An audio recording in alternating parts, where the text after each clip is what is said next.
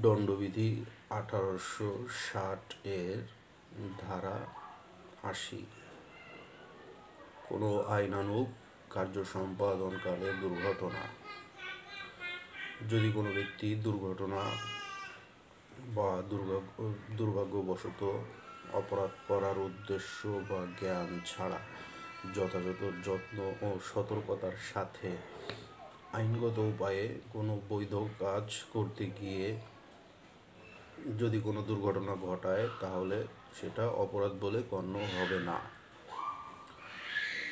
যেমন বল্টু নামের এক কাঠুরিয়া একটি কুঠোর দিয়ে কাজ করছিল।